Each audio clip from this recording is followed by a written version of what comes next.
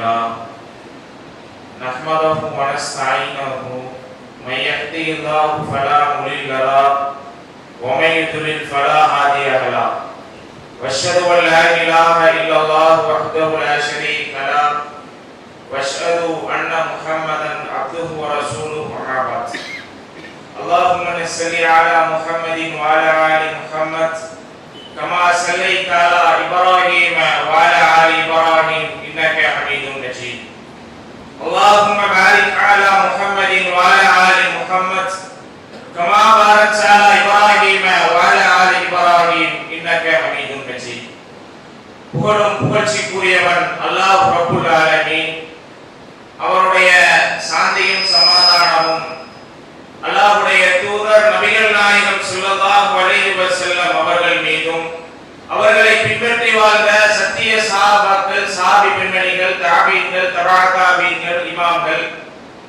கடமையாக்கப்பட்ட ஜும்மாவை நிறைவேற்ற வேண்டும் என்ற தூய எண்ணத்தில் இறைவனுடைய ஆலயத்தில் அமர்ந்திருக்கக்கூடிய நம் அனைவரின் மீதும் ஏக இறைவனுடைய சாந்தியும் சமாதானமும் வற்றாக்கரணையும் என்றென்றும் நின்று நிலவட்டுமாக பிரார்த்தனை செய்தவனாக எனது ஜும்மா உரையை ஆரம்பம் செய்கிறேன். அன்பிற்குரிய சகோதர சகோதரிகளே, இஸ்லாம் என்கிற இந்த மார்க்கத்தை வாழ்வியல் நெறிமுறைகளாக ஏற்றுக்கொண்டு அல்லாஹ்விற்கும் அல்லாஹ்வுடைய தூதருக்கும் கட்டுப்பட்டவர்களாக இந்த உலகத்தில் வாழக்கூடிய காலமெல்லாம் நம்மால் இயன்றளவு நன்மையை சம்பாதித்தவர்களாக இந்த நன்மையின் மூலம் நாளைக்கு மறுமையுடைய நாளில் ஒரு சிறப்பு வாய்ந்த வாழ்க்கை அமைய வேண்டும் என்கிற தூய எண்ணத்தில் இந்த உலகத்தில் வாழ்ந்து கொண்டிருக்கிறோம். எந்த அளவிற்கு என்று சொன்னால், நன்மை செய்யக்கூடிய விஷயத்தில் ரமலானுடைய காலகட்டம் வந்துவிட்டது என்று சொன்னால் பள்ளிக்கு வரக்கூடாத நபர்கள் கூட பள்ளிவாசலுக்கு வருவார்கள். அன்றாட வாழ்க்கையில் தவறு செய்யக்கூடிய மக்கள் கூட இந்த ரமலானுடைய காலகட்டத்தில் தவறின் பக்கம் நெருங்க மாட்டாங்க. காரணம் என்ன? அந்த மாதத்திலேயாவது நன்மையை சம்பாதிச்சிடணும், தீமையை விட்டு விலகி வாழ வேண்டும் என்கிற ஒரு நோக்கத்தோடு நாம் பயணித்துக் கொண்டிருக்கிறோம். காரணம் என்ன? மறுமையில் ஒரு சிறப்பு வாய்ந்த வாழ்க்கை வேணும். அல்லாஹ்வுடைய தூதர் சொன்னார்கள், நாட்களிலேயே சிறந்த நாள் ஜும்மாவுடைய நாள். இந்த வெள்ளிக்கிழமை நாளன்றுதான் ஆதம் அலைஹிஸ்ஸலாம் அவர்கள் படைக்கப்பட்டார்கள். இந்த வெள்ளிக்கிழமை நாளன்றுதான் ஆதம் அலைஹிஸ்ஸலாம் சொர்க்கத்திற்குள்ளே நுழைய செய்தார்கள். அதே வெள்ளிக்கிழமை நாளன்றுதான் சொர்க்கத்திலிருந்து ஆதம் அலைஹிஸ்ஸலாம் அவர்களை வெளியேற்றப்பட்டார்கள். அதே வெள்ளிக்கிழமை நாளன்றுதான் இது உலகம் அழியும் என்று அல்லாஹ்வுடைய தூதர் சொன்னார்கள். இந்த உலகம் இப்படியே இருக்காது. இந்த உலகத்திற்கு என்று அல்லாஹ் ஒரு புல்ல ஆலமீன் ஒரு யுக முடிவை ஆரம்பிச்சிருக்கான். இன்னைக்கு ஜும்மாக்கு வந்து உட்கார்ந்துட்டு இருக்கோம், மக்கள் வெளியே சென்று கொண்டிருக்கிறார்கள், பயணிப்பவர்கள் பயணித்துக் கொண்டிருப்பார்கள். நடக்கக்கூடிய நிகழ்வு என்ன தெரியுமா? இதா சுல்சலத்தில் அரவுதில்சாலா, இந்த பூமி திடீரென்று ஒரு குலுக்கம் ஏற்படும், ஒரு அசைவு, ஒரு நடுக்கம் ஏற்படும். அஹ்ரஸத்தில் அரவுஸ்காலா, இந்த பூமிக்கு அடியில் உள்ள எல்லா சுமைகளையும் அல்லாஹ் வெளியேற்றுவான். பூமிக்கு அடியில் என்ன இருக்குது? தங்கமாக இருந்தாலும் சரி, புதையலாக இருந்தாலும் சரி, கொடிய மிருகங்களாக இருந்தாலும் சரி, கபுல்களாக இருந்தாலும் சரி, எல்லாத்தையும் அலைந்து செஞ்சிருவான். அந்த நாள் வெளியேற்றப்படும்.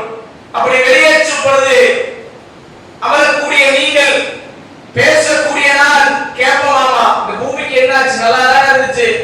காலையிலான சூரிய உதயமாகும், மதியான உச்ச வரும், இரவு நேரத்துல சந்திரன் மறைந்து விடும். திடீரென்று இந்த பூமிக்கு என்ன ஆகிவிட்டது என்று மனிதர்களாகி நாம் கேட்கும் பொழுது அந்த பூமி அறிவிக்குமா? இது அல்லாஹ்வுடைய வகை செய்தி, இது அல்லாஹ்வுடைய புறத்தில் இருந்த வகை செய்தி என்று அந்த பூமி அறிவிக்கும் பொழுது அன்றைய நாளில் யார் அளவு நன்மை செய்தார்களோ அதற்குண்டான கூலியை அவர்கள் காண்பார்கள். யார் அளவு தீமை செய்தார்களோ அதற்குண்டான கூலியை அவர்கள் காண்பார்கள். இதெல்லாம் முடிஞ்சதற்கு பிறகாக இன்னொரு உலகம், இன்னொரு பூமி, மக்சர் என்கிற மைதானத்தில் ஆதம் அலைஹிஸ்ஸலாம் முதல் இறுதியாக படைக்கப்பட்ட குழந்தை வரை ஒட்டுமொத்த மக்களும் முஸ்லிமாக இருந்தாலும் சரி, இஸ்லாத்தை ஏற்காதவர்களாக இருந்தாலும் சரி, யூதர்களாக இருந்தாலும்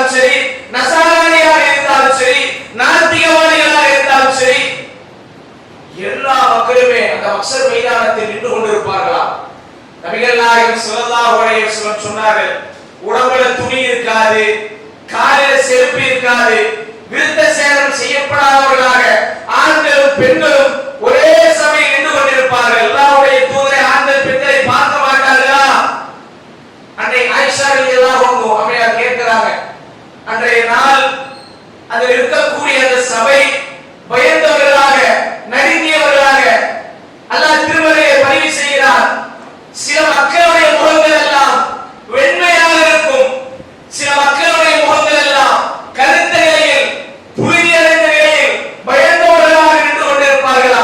அப்படி இருக்கும் பொழுது ஒட்டுமொத்த மக்களும், என் தந்தை இருப்பா, தாய் இருப்பா, மனைவி, குழந்தை, நண்பர்கள், பள்ளிவாசி நிர்வாகிகள், அண்டை வீட்டு மக்கள், ஒட்டுமொத்த மக்களும் அந்த மஹ்ஷர் மைதானத்தில் நின்று கொண்டிருக்கும் பொழுது அல்லாஹ்வுடைய அரிசை 8 வானவர்கள் சுமந்த நிலையில் இருப்பார்கள். யாரும் எங்கேயுமே தப்பிக்க முடியாது. நபிகள் நாயகம் ஸல்லல்லாஹு அலைஹி வஸல்லம் சொன்னார்கள், மனிதர்கள் பல நிலைகளில் வருவார்கள் மறுமையில. எப்படி? மனிதர்கள் பல நிலைப்பாடுகளில் வருவார்களா? ஒரு கூட்டத்தை பத்தி நபிகள் நாயகம் ஸல்லல்லாஹு அலைஹி வஸல்லம் சொல்றாங்க, உலகத்துல பார்ப்பதற்கு கண் ஆற்றல் இருக்குது, கண் பார்வை இருக்குது.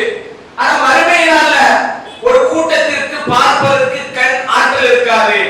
அல்லாஹ்விடத்துல வந்து கேட்பார்களா, துனியால எங்களுக்கு பார்க்கக்கூடிய திறனை கொடுத்த, ஆனா எங்களுக்கு மறுமையில எங்களுக்கு கண் தெரியாமல் போய்விட்டது, என்னுடைய பார்வை பறிபோய்விட்டது என்று கேட்கும் பொழுது அல்லாஹ் சொல்வான், உலகத்தில் வாழும் பொழுது யார் நம்முடைய வேத வசனங்களை மறுத்து வாழ்ந்தார்களோ நாளைக்கு மறுமையுடைய நாளில் அவர்கள் கூடர்களாக எழுப்பப்படுவார்கள். வட்டி வராம தெரியும், பச்சாரம் செய்யக்கூடாது, மது குடிக்க கூடாது, ஆடம்பர திருமணத்திற்கு போகக்கூடாது, தர்காவுக்கு போகக்கூடாது.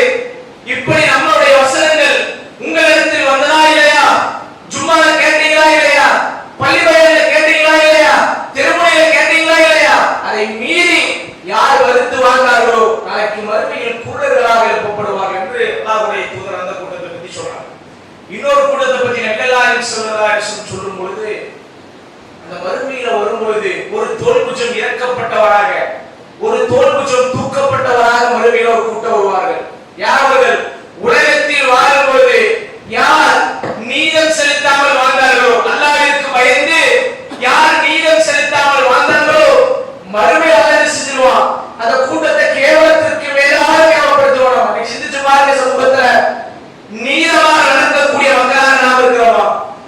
நபிகள் நாயகம் ஸல்லல்லாஹு அலைஹி வஸல்லம் அவருடைய காலகட்டத்தில் ஒரு வழக்கு வந்தது. என்ன வழக்கு? ஃபாத்திமா என்கிற ஒரு பெண்மணி திருடி விடுவார்கள். அல்லாஹ்வுடைய தூதரிடத்தில் வந்து பரிந்துரை பேசுவார். அல்லாஹ்வுடைய தூதரே, குறைஷி குலத்தை சார்ந்தவர், ஏதாவது கொஞ்சம் பாரபட்சம் பார்த்தீர்களே, ஏதாவது கொஞ்சம் கண்கள் ஆட்டீர்களே என்று கேட்கும் பொழுது அல்லாஹ்வுடைய தூதருடைய கண்கள் எல்லாம் சிவந்து விடும். அப்படியே சிவந்துட்டு அல்லாஹ்வுடைய தூதர் சொல்றாங்க, உங்களுக்கு முன்னாடி இப்படிப்பட்ட ஒரு கூட்டம் வாழ்ந்ததுனாலதான், மீதம் செலுத்தாமல் வாழ்ந்ததுனாலதான் அல்லாஹ் அந்த கூட்டத்தை அழிச்சிட்டு உங்களையே கொண்டு வந்தார் என்று அல்லாஹ்வுடைய தூதர் எச்சரிக்கை செய்து சொன்னார்கள். ஏன் புள்ள ஃபாத்திமா திருடினாலும், என் மகள் ஃபாத்திமா திருடினாலும் நான் கையை வெட்டுவேன் என்று மீதம் செலுத்தக்கூடிய விஷயத்தில் கண்ணும் கருத்துமாக அல்லாஹ்வுடைய தூதர் இருந்தார் என்று சொன்னால் நீங்க நினைச்சு பாருங்களேன். நம்மள்ட்ட ஒரு வழக்கு வருது, இன்னைக்கு நீரை யார் கொடுக்கணும்? பள்ளிவாசலுடைய தலைவர் தான் கொடுக்க வேண்டுமா? நாட்டினுடைய அரசு தான் கொடுக்க வேண்டுமா? இல்ல கோர்ட்டில் இருக்கக்கூடிய ஜட்ஜி தான் கொடுக்க வேண்டுமா? நாம ஒவ்வொருவரும் நாளைக்கு நீதத்தை கொண்டு விசாரணை செய்யப்படுவோம். நம்மள்ட்ட ஒரு வழக்கு வந்தது என்று சொன்னால் அந்த வழக்கை மார்க்கம் சொன்ன அடிப்படையில் நிறைவேற்றக்கூடிய மக்களாக நாம் இருக்க வேண்டும் என்று அல்லாஹ்வுடைய தூதர் சொன்னார் என்று சொன்னால் காரணம் என்ன தெரியுமா? நீதம் செலுத்துவதில் யார் தவறிவிட்டார்களோ மறுமையில் அல்லாஹ் ரொம்ப கேவலப்படுத்திடுவான். அல்லாஹ்விற்கு பயந்து நீதம் செலுத்தக்கூடிய விஷயத்தில் இன்றைக்கு சமுதாயம் மிகவும் தொய்வாக இருக்கிறார்கள். அந்த விஷயத்தில் அல்லாஹ்விற்கு பயந்து வாழக்கூடிய மக்களாக இருக்க வேண்டும். அதே போல இந்த உலகத்தில் வாழும் பொழுது இன்றைக்கு இஸ்லாமிய சமூகத்தில் மிகவும் ஒரு தொய்வான விஷயம் என்று சொன்னால் ஜகாத் கொடுப்பது. இந்த ஜகாத்தை பொறுத்தளவில் நாம் என்ன நினைச்சிருக்கோம்? மார்க் என்ன சொல்லுது? யாரிடத்தில் பதிவு 58 கிராம் தங்கமோ வைரமோ வெள்ளியோ பொருளாதாரமோ வீடோ கால்நடைகளோ இருக்கின்றதோ அவர் மீது ஜகாத் கடமை கட்டாயமாக 2% கொடுத்தே ஆகும். ஒரு பொருளுக்கு ஒருவர். அந்த ஜகாத்தை யார் உலகத்தில் கொடுக்கவில்லையோ நபிகள் நாயகம் ஸல்லல்லாஹு அலைஹி வஸல்லம் சொல்றாங்க பாருங்க, நாளைக்கு மறுமையுடைய நாளில் எந்த பொருளுக்கு யார் ஜகாத்தை கொடுக்கவில்லையோ அந்த பொருளை நரகத்தின் வெப்பத்தில் சூடு காய்ச்சப்பட்டு அவருடைய முதுகு தண்டிலும் விழா எலும்பிலும் ஊற்றப்பட்டு கொண்டே இருக்குமா. வேதனை குறைய குறைய காயங்கள் காய காய மீண்டும் சூடுபடுத்தி ஊட்டப்பட்டு கொண்டே இருக்கும் என்று அல்லாஹ்வுடைய தூதர் சொல்லிவிட்டு சொன்னார்கள், யார் ஜகாத்தை கடமை நிறைவேற்றவில்லையோ அவர்கள் நிறைவேற்றாத பொருள் நாளைக்கு மறுமையில ஒரு கிழட்டு பாம்பாக மாறி நான் தான் உங்களுடைய கருவூலம் என்று அவரை கொத்திக் கொண்டே இருக்கும் என்று அல்லாஹ்வுடைய தூதர் சொன்னார்கள் என்று சொன்னார். ஜகாத்துடைய விஷயத்தில் அல்லாஹ்விற்கு பயந்து வாழ வேண்டும். அதே போல நபிகள் நாயகம் இன்னொரு கூட்டத்தை பத்தி சொல்றாங்க, இந்த உலகத்துல வாழும் பொழுது யாரெல்லாம் மோசடி செஞ்சு வாழ்ந்தார்களோ உலகத்துல வாழும் பொழுது உலகத்துடைய ஆதாயத்திற்காக உலகத்துடைய இன்பத்திற்காக ஒரு சின்ன குண்டூசியுடைய அளவில் கூட யார் மோசடி செய்து வாழ்ந்தார்களோ அந்த மறுமையுடைய நாளில் மோசடி செய்த பொருளை அவர் கொண்டு வருவார். அதை கொண்டு வரும் பொழுது மக்கள் புறத்தில் சொல்லப்படுமா, இவர் இன்னாருடைய மகன் இன்னார், உலகத்தில் வாழும் பொழுது இந்த பொருளை எல்லாம் இவர் மோசடி செய்தார் என்று அல்லாஹ் கேவலத்திற்கு மேலாக அந்த கூட்டத்தை கேவலப்படுத்துவானோ. அல்லாஹ் பாதுகாக்க வேண்டும். இதெல்லாம் முடிந்ததற்கு பிறகு கடைசியில ஜட்ஜ்மென்ட். நாம எல்லாரும் என்ன செய்வோமா, அந்த மைதானத்தில் இருக்கும் பொழுது சுயநலம் பிடித்தவர்களாகத்தான் ஒட்டுமொத்த மக்களுமே இருப்போம். பேசக்கூடிய நானாக இருந்தாலும் சரி, அமரக்கூடிய நீங்களாக இருந்தாலும் சரி, நான் சொர்க்கம் போனா போதும், என் தாய் நரகத்திற்கு போனாலும் என் மனைவி நரகத்திற்கு போனாலும் நான் பெற்றெடுத்த குழந்தை நரகத்திற்கு போனாலும் நான் சொர்க்கம் செல்ல வேண்டும் என்ற அடிப்படையில் தான் ஒட்டுமொத்த மக்களும் சுயநலம் பிடித்தவர்களாக இருப்போம் என்று சொன்னார். அந்த நரக வாழ்க்கை என்பது சர்வ சாதாரண வாழ்க்கை இல்லை. அன்பிற்குரிய சகோதரர்கள், எல்லாம் முடிந்ததற்கு பிறகாக உலகத்தில் வாழ்ந்த வாழ்க்கை ரெக்கார்டு நாம வெளிப்படுத்துவோம். அல்லாஹ் நீங்க இருக்கக்கூடிய ஒவ்வொரு நபருக்கும் பேசக்கூடிய எனக்கும் ஒரு புத்தகத்தை வச்சிருக்கான். இந்த நெஞ்சு பகுதியில் எனக்கு என்று ஒரு புத்தகம் இருக்குது. அமரக்கூடிய உங்கள் ஒவ்வொருக்கும் இந்த நெஞ்சு பகுதியில் ஒரு புத்தகம் இருக்குது. இந்த புத்தகம் உலகத்தில் வாழும் பொழுது நன்மை தீமை இந்த வாழ்க்கை எப்படியெல்லாம் வாழ்வோம் என்று எல்லாவற்றையும் பதிவு செய்து கொண்டிருக்கின்றது. நாளைக்கு மறுமையுடைய நாளில் அல்லாஹ் சொல்கிறார் திருமறையில், யார் அந்த புத்தகத்தை ஏட்டை வலது புறத்தில் வாங்குகிறார்களோ அவர் சொர்க்கவாதி. இந்த சொர்க்கவாதி செய்யக்கூடிய செயல் என்ன தெரியுமா, கூட்ட மக்கள் இருக்கும் முன்னே சொல்வார்கள், மக்களே என் புத்தகத்தை கொஞ்சம் படிச்சு பாருங்க, என் புத்தகத்தை கொஞ்சம் படிச்சு பாருங்க. உலகத்துல வாழும் பொழுது தௌஹீதில் உறுதியாக வாழ்ந்தேனே, அவருக்கு பட்ட கஷ்டங்கள் சோகங்கள் சோதனைகள் எல்லாவற்றையும் புலம்பி தள்ளி, மக்களே என் புத்தகத்தை நீங்கள் படித்து பாருங்கள் என்று வலதையில் ஏற்று வாங்கக்கூடிய அந்த நபர் சொல்வாரா, அதே இடதையில் வாங்கக்கூடிய அந்த நபர் நரகவாதி. அந்த நபர் சொல்வாரா, உலகத்தில் நான் சம்பாதித்த சொத்துகள் எங்கே, ஆடம்பரங்கள் எங்கே, பணங்கள் எங்கே, செல்வாக்கு எங்கே, இறைவா மரணமே இறுதியான வாழ்க்கையாக அமர்ந்திருக்க கூடாதா, மறுமை என்கிற ஒரு வாழ்க்கையை நீ ஏன் ஏற்படுத்தினாய் என்று இறைவனிடத்தில் கேட்கும் பொழுது அல்லாஹ் கட்டளையிடுவான், அவரை பிடித்து சங்கிலியால் பிணைக்கப்பட்டு அவரை தூக்கி நீங்கள் நரக நெருப்பில் வீசி விடுங்கள் என்று அல்லாஹ் கட்டளை போட்டு விடுவார். அப்ப நடக்கக்கூடிய ஒரு செய்தி என்ன தெரியுமா, இந்த புத்தகம் இருக்குதா இல்லையா, நாம் உலகத்துல செஞ்ச நன்மை தீமை எல்லாமே வெளிப்படுத்தும். அன்றைய நாள் அல்லாஹ் இந்த நாம அழைச்சிருவான், உடல் உறுப்புகளை ஒவ்வொன்றாக பேசும். லிசானத்து மலையின் என் உடம்பு எனக்கு எதிராக பேசும், அல்லாஹ் மறுமையில பேச விடுவான். இந்த கைகளின் மூலம் செஞ்ச தவறு நன்மை இதெல்லாம் அல்லாஹ் இடத்துல எத்தி வைக்கும். அந்த கண்கள் மூலம் கால்கள் மூலம் இறுதியாக அல்லாஹ் நாம பேச விடுவான். உடல் உறுப்புகள் ஒவ்வொன்றாக அல்லாஹ்விடத்தில் இறைவா இந்த இடத்தில் இந்த நிலத்தில் இந்த தவறுகள் எல்லாம் இவர் செய்தார், இந்த நன்மைகள் எல்லாம் இவர் செய்தார் இறைவா என்று உலகத்தில் வாழும் பொழுது நாம் நன்மை செய்யக்கூடிய மக்கள் அது பொது வெளியில்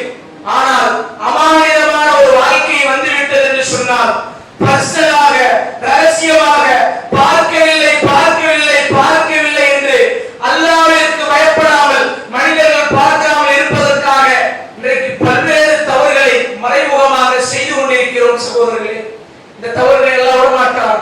நாளைக்கு மறுமையுடைய நாளில் செய்த தவறுகள் ஒவ்வொன்றாக உலகத்தில் இந்த இடத்தில் இந்த நேரத்தில் இந்த தவறை செய்கிறீர்களா இல்லையா, செஞ்சீங்களா இல்லையா, மனிதர்கள் பார்க்க கூடாது என்பதற்காக மறைமுகமாக செய்கிறீர்கள். நாளைக்கு விசாரணை அப்படித்தான் இருக்கும். வாங்க ஜமாத்தாக, வாங்கள் கூட்டமைப்பாக, வாங்கள் குடும்பமாக, வாங்கள் முகல்லாவாசியாக. நன்மை செஞ்சீங்களா போங்க சொர்க்கம், தீமை செஞ்சீங்களா போக நரகம். அப்படி இருக்காது விசாரணை. தனித்தனி நபராய் அல்லாஹ் ரப்பல் ஆலமீன் விசாரிக்கக்கூடிய விதம் என்ன தெரியுமா? உலகத்தில் செய்த எல்லா விஷயங்களையும் அல்லாஹ் விசாரிக்கும் பொழுது அந்த சபையில நம்மளால நிற்க முடியாது. இன்னைக்கு நம்மளை பத்தி நமக்கு தெரியும், நம்மளை பத்தி உள்ளத்தின் அளவு நமக்கு தெரியும்.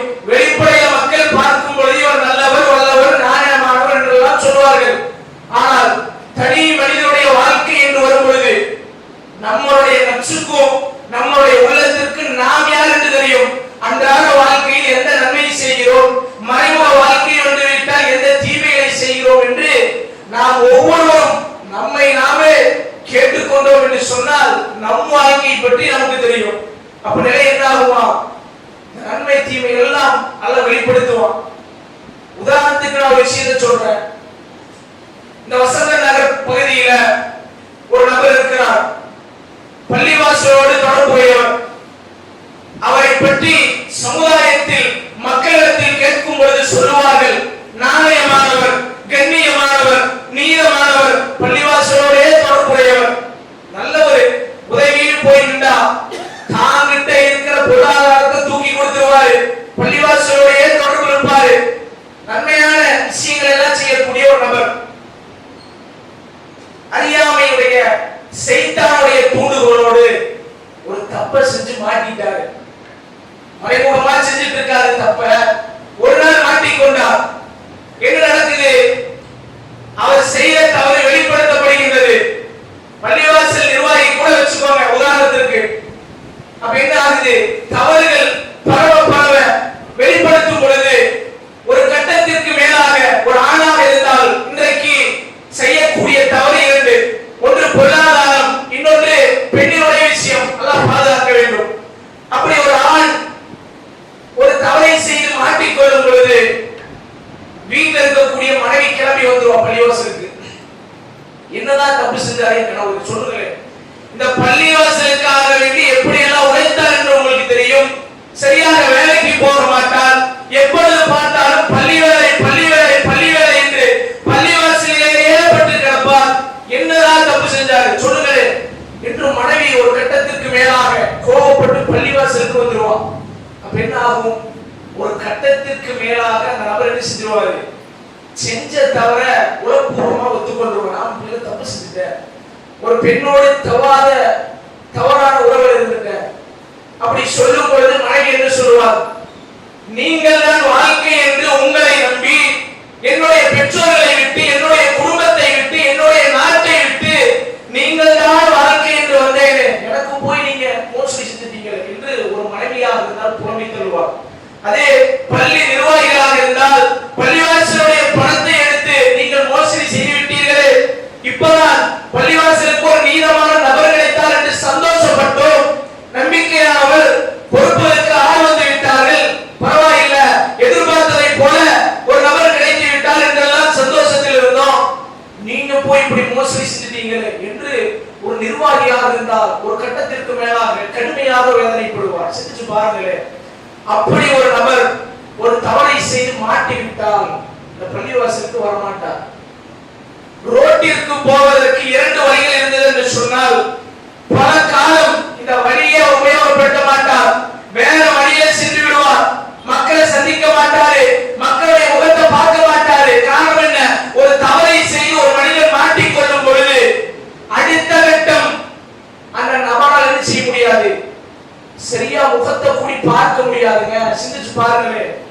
இப்படி உலகத்திலே ஒரு நபர் தவறு செய்து மாட்டிவிட்டோம் என்று சொன்னால், மறைமுகமாக அமானிதமாக ஒரு தவறை செய்து மாட்டிவிட்டோம் என்று சொன்னால், நாளைக்கு மறுமையுடைய நாளில் அல்லாஹ் ரப்பல் ஆலமீன் ஒட்டுமொத்த தவறையும் வெளிப்படுத்தும் பொழுது வாழ்ந்த 42 காலம் 55 காலம் தனிமையுடைய வாழ்க்கை என்று ஒரு பொழுது, அமானிதமுடைய வாழ்க்கை என்று ஒரு பொழுது, மறைமுக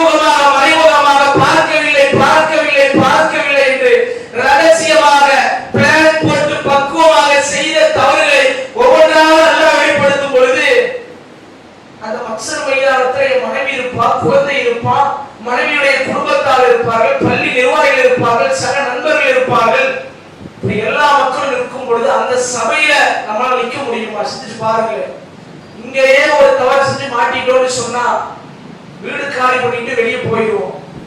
ஒரு தவறு செஞ்சுட்டா ஒரு பகுதிக்கு தெரியும், ஒரு மகளாருக்கு தெரியும், ஒரு நாட்டிற்கே தெரியும். ஆனால் மறுமையில் தவறு செய்து, உலகத்தில் தவறு செய்து மறுமையில் மாட்டிக்கொண்டோம் என்று சொன்னால் ஒட்டுமொத்த உம்மத்திற்கும் தெரியும், தப்பிக்க முடியாது. யாரெல்லாம் தெரியக்கூடாது என்று நினைத்தோமோ ஒட்டுமொத்த மக்களுக்கும் நாம் செய்த தவறுகளை வெளிப்படுத்தும் பொழுது நம்மளால அந்த சபையில நிக்க முடியாதுங்க. நிக்க முடியுமா? நம்மளால உண்மையாகவே நிக்க முடியாது. அல்லாஹ் பாதுகாக்க வேண்டும். உலகத்தில் வாழும் பொழுது தவறு செய்யக்கூடிய விஷயத்திலிருந்து அல்லாஹ் பாதுகாக்க வேண்டும். நாம் செய்யக்கூடிய ஒவ்வொரு நொடியும் நன்மையாக இருந்தாலும் தீமையாக இருந்தாலும் யாருக்கு இருள் மறைவு இல்லையோ அந்த வல்ல ரஹ்மான் இரண்டு நபர்கள் இருந்தால் யார் மூணாவதாக இருக்கின்றாரோ அந்த அல்லாஹ் ரப்பல் ஆலமீன் ஒவ்வொரு நேரமும் ஒவ்வொரு நொடியும் நம்மை கண்காணித்துக் கொண்டிருக்கிறான் என்கிற பயத்தில் அச்சத்தில் மறுமை நம்பிக்கை கொள்ளக்கூடிய மக்களாக நாம் வாழ்ந்து விடுறோம். அப்படி வாழ்ந்தால் மட்டும்தான் நாளைக்கு மறுமையில அல்லாஹ் ரப்பல் ஆலமீன் இன்பமான வாழ்க்கை வைத்திருக்கிறார். எல்லாம் முடிஞ்சிருச்சு. இறுதியாக நடக்கக்கூடிய கொஞ்சம் முன்னாடி இருந்து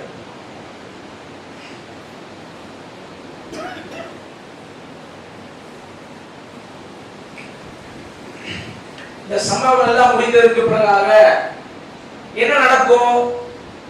உலகத்துல பட்ட கஷ்டத்திற்கு இந்த கொள்கையில உறுதியா இருந்தோம், 5 நேரம் தொழுதோம், வணக்க வழிபாட்டுல உறுதியா இருந்தோம், தான தர்மத்தை அள்ளி கொடுத்தோம், நன்மை இருப்பாங்க. இதுக்கெல்லாம் என்ன கிடைக்கும்?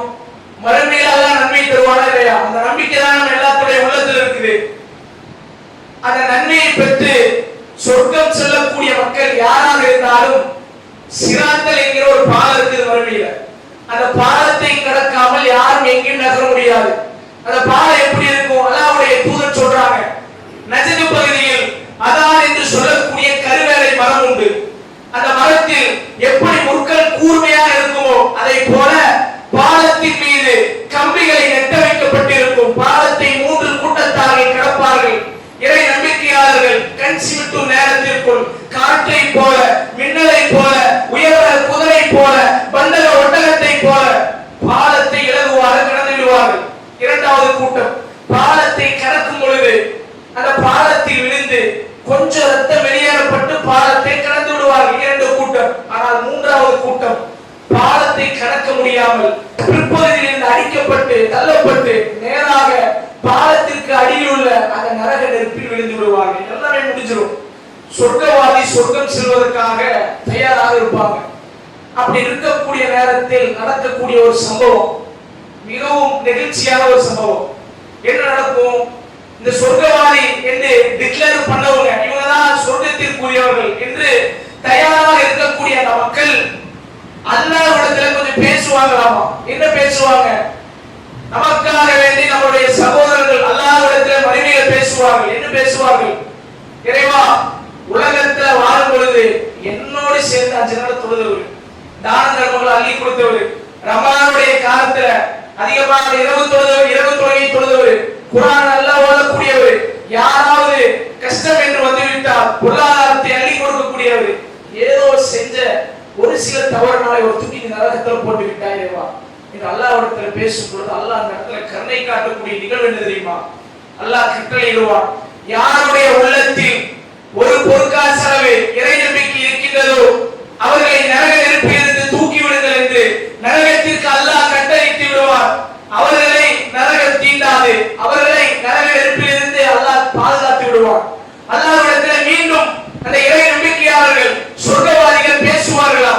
பேசும்போது அல்லாஹ் சொல்வாராம், யாருடைய உள்ளத்தில் பாதி இறை நம்பிக்கை இருக்கின்றதோ, பாதி பொற்காசு இறை நம்பிக்கை இருக்கின்றதோ நரகமே அவர்களை தீண்டி விடாதீர்கள் என்று கட்டளை போடப்படும். அதற்கு பிறகாக அல்லாஹ்விடத்தில் மீண்டும் பேசுவார்கள். அல்லாஹ் சொல்வார், யாருடைய உள்ளத்தில் கடுகளவு என்று சொன்னால் அஷ்ஹது அல்லா இலாஹ இல்லல்லாஹ் வ அஷ்ஹது அன்ன முஹம்மத ரசூலுல்லாஹ் என்ற கலிமாவில் யார் உறுதியாக கடுகளவு இறை நம்பிக்கையோடு உலகத்தில் வாழ்ந்தோமோ அல்லாஹ் கட்டளையிடுவான், அவரை நரகமே நீங்கள் தீண்டி விடாதீர்கள் என்று நரக நெருப்பிலிருந்து பாதுகாக்கப்பட்டு அவர்கள் எல்லாரும் சொர்க்கம் சென்று செல்வார்கள் என்று சொன்னால், இந்த உலகத்தில் அதிகமான நன்மை செய்தாலும் அதிகமான தவறுகளை செய்தாலும் அல்லாஹ்வுடைய கருணை நாளைக்கு மறுமையில் இருந்தது என்று சொன்னால், அந்த மறுமையுடைய வாழ்க்கையில் கூட நரகம் செல்லாமல் சொர்க்கம் செல்வதற்கு ஒரு வாய்ப்பு இருக்கிறது என்று சொன்னால், அல்லாஹ்வின் மீது அதிகமான நம்பிக்கை கொள்ளக்கூடிய மக்களாக,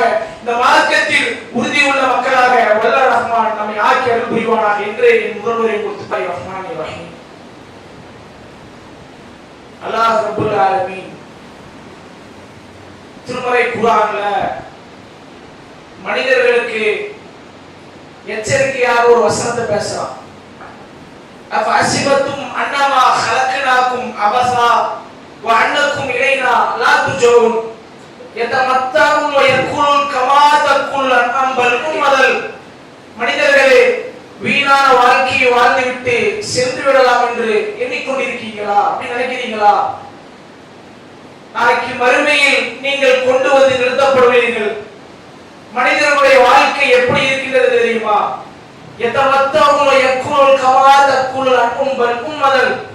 உண்ணுகிறார்கள், சுகத்தை அனுபவிக்கிறார்கள். கால்நடையை விட மோசமான ஒரு வாழ்க்கையை மனிதர்கள் வாழ்கிறார்கள். அது சிறந்த வாழ்க்கையாக இருக்காது. காரணம் என்ன தெரியுமா? அல்லாஹ் திருமறையிலே வாக்குறுதி கொடுக்கிறார். குல் நபியே சொல்லுங்கள், யார் நம்பிக்கை கொண்டு நல்ல அமல்களை செய்கிறார்களோ நபியே நீங்கள் சொல்லுங்கள், அவர்களுக்காகத்தான் சொர்க்கம் என்று அல்லாஹ் வாக்குறுதி கொடுக்கிறார் என்று சொன்னார். அந்த சொர்க்க வாழ்க்கை என்பது இந்த உலகத்தில் சம்பாதிக்கக்கூடிய சம்பாதத்தை விட ஏழையாக இருப்போம், இன்பமான ஒரு வாழ்க்கை அமையும், உள்ளத்தில் பெரும் மகிழ்ச்சி அடையும். அந்த வாழ்க்கையை விட சொர்க்க வாழ்க்கை என்பது மிகவும் ஒரு பசுமையான வாழ்க்கை. உலகத்தில் கோடான கோடி உலகத்தையே தியாகம் செய்தாலும் கிடைக்காத ஒரு வாழ்க்கை சொர்க்க வாழ்க்கை. காரணம் தெரியுமா? அல்லாஹ்வுடைய தூதர் கனவு காண சொல்றாங்க சொர்க்கத்தை பத்தி. கொஞ்சம் கனவு தான் கண்டு பாருங்களேன். இன்னைக்கு உலகத்துல 1 கோடி ரூபாய்க்கு ஒரு வீட்டை கட்டணும்னு சொன்னா பெரிய கனவு போட்டுருவோம். வீடு கட்டுவதற்கு முன்னாடி எங்க கார் பார்க்கிங் வைக்கணும், எங்க தியேட்டர் வைக்கணும், எங்க முடிவெட்டக்கூடிய அறை வைக்கணும், எங்க மாஸ்டர் பெட்ரூம் வைக்கணும், ஸ்விமிங் பூல் எங்க வைக்கணும், ஒரு பிளான் போட்டுருவோம். ரசூலுல்லாஹ் கனவு காண சொல்றாங்க. பெரியபட்சமா நம்ம என்ன கனவு காணுவோம் சொர்க்கத்தை பத்தி? சொர்க்கத்துல நமக்கு என்ற ஒரு ஆட்சி, நமக்கு கீழே பணியிடை செய்வதற்கு பல ஆட்கள். நாம் சொன்னால்தான் அந்த மக்கள் மூச்சு விடுவார்கள். நான் சொன்னால்தான் அந்த கட்டளை என்று நீங்கள் பெரிய கனவு கண்டாலும் நீங்கள் கண்ட கனவு என்பது சின்னதுதான். சொர்க்கம் என்பது ஒரு சாதாரண வாழ்க்கை கிடையாது. மிகவும் பிரம்மாண்டமான ஒரு சிறப்பு வாய்ந்த வாழ்க்கை என்று அல்லாஹ்வுடைய தூதர் சொல்கிறார்கள். எந்த அளவிற்கு என்று சொன்னால், அந்த சொர்க்க வாழ்க்கை ஒரு மனிதருக்கு கிடைத்து விட்டது என்று சொன்னால் அவரை விட யாரும் இன்பத்தில் இருக்க முடியாது என்று அல்லாஹ்வுடைய தூதர் சொல்கிறார்கள். மாலா ஐனுன் ரஅத், எந்த கண்களும் பார்த்திராத, வலா உதுன் சமிஅத், எந்த காதுகளும் கேட்டிராத, வலா ஹதர அலா கல்வி பஸர், உள்ளத்துல நீங்க நினைச்சு கூடி பார்த்திருக்க மாட்டீங்க. அந்த அளவிற்கு அல்லாஹ் ரப்பல் ஆலமீன் பிரம்மாண்டமான ஒரு வாழ்க்கையை வைத்திருக்கிறார் என்று சொன்னால் மௌத்தா போக மாட்டீங்க, மூக்கு சீந்த மாட்டீர்கள், மலஜலம் கழிக்க மாட்டீர்கள், சிறுநீர் கழிக்க மாட்டீர்கள், எச்சி துப்ப மாட்டீர்கள். உலகத்துலதான் 40 வயசு 50 வயசு ஆகும், 50 வயசு 60 வயசு ஆகும். சொர்க்கத்துல உங்களுக்கு வயசு ஆகாது, இளமையோடு தான் இருப்பீர்கள். உலகத்துலதான் சர்க்கரை எடுத்தா சுகர் வரும், ஆயில் எடுத்தா கொலஸ்ட்ரால் வரும். சொர்க்கத்துல நீங்கள் நினைத்த உணவை உண்ணலாம். கையை உயர்த்தினீர்கள் என்று சொன்னால் பலங்கள் தொங்கிக் கொண்டிருக்கும். உங்களுக்கு கீழ் வேலை செய்வதற்கு முத்துக்களால் சிதறடிக்கப்பட்ட சிறுவர்கள். எந்த வாழ்க்கையை எப்படி வாழ விரும்புகிறீர்களோ அந்த வாழ்க்கையும் மிகவும் நிம்மதியான ஒரு வாழ்க்கையாக இருக்கும் என்று சொன்னால் அந்த வாழ்க்கைக்காக வேண்டி அல்லாஹ்விடத்தில் அதிகமான வாழக்கூடிய மக்களாக இருக்க வேண்டும். காரணம் என்ன தெரியுமா? ஒரே ஒரு விஷயம் சொல்லி முடிச்சிடுறேன். அந்த சொர்க்கத்துல வெள்ளிக்கிழமை நாள் என்று ஒரு சந்தை இருக்கும். இன்னைக்கு எப்படி ஒவ்வொரு ஏரியாவிலும் ஒவ்வொரு முகல்லாவிலும் ஒவ்வொரு நாள் இருக்குது, அது போல வெள்ளிக்கிழமை நாள் என்றும் ஒரு சந்தை இருக்கும். சந்தையில் பொருளை வாங்குவதற்காக வீட்டில் இருந்து கணவரோ மனைவியோ புறப்பட்டு சந்தைக்கு செல்வார்கள். அப்படி சந்தைக்கு செல்லும் பொழுது ஒரு காற்று ஒன்று அடிக்கப்படும், வடபருவ துருவ காற்று. அந்த காற்று அடிக்கும் பொழுது சொர்க்கத்தில் உள்ள அந்த கஸ்தூரி மணல்கள், கீழே இருக்கக்கூடிய மணல் கூட அல்லாஹ் கஸ்தூரி மணல் வச்சிருக்கான். அந்த மணல்கள் அப்படியே மூஞ்சி எல்லாம் காற்று அடித்தவுடன் மூஞ்சி எல்லாம் பறக்கப்பட்டு மேலே பட்ட அந்த மணல் எல்லாம் தட்டிவிட்டு சந்தையில் பொருளை வாங்கிவிட்டு வீட்டிற்கு வருவார்கள் கணவர்கள் மனைவிகள். கணவனை பார்த்து மனைவி சொல்லுவாங்களாமா, வீட்டிலிருந்து போகும்பொழுது ரொம்ப அழகாக இருந்தீங்க, சந்தைக்கு போயிட்டு வந்த உடனேயே உங்க அழகு ரொம்ப கூடிருச்சு என்று மனைவி சொல்வார்களாம். கணவர் சொல்வாராம், வீட்டில இருந்து நான் போகும் பொழுது நீங்க ரொம்ப அழகா இருந்தீங்க, நான் சந்தைக்கு போயிட்டு வந்த உடனேயே உங்க அழகு முன்னாடி இருந்ததோட இன்னும் பிரம்மாண்டமாக கூடிவிட்டது என்று ஒவ்வொரு நாளும் வாழக்கூடிய நாள் இன்பமான நாளாக அல்லாஹ் ரப்பல் ஆலமீன் வைத்திருக்கிறார் என்று சொன்னார். அந்த சொர்க்கத்திற்காக வேண்டி ஆசைப்பட வேண்டும். அந்த சொர்க்கத்திற்காக வேண்டி உலகத்தில் எந்த ஒரு வாழ்க்கையாக இருந்தாலும் தியாகம் செய்யக்கூடிய மக்களாக வல்ல ரஹ்மான் நம்மை ஆக்கி அருள் புரிவானாக. அஸ்ஸலாமு அலைக்கும் வரஹ்மத்துல்லாஹி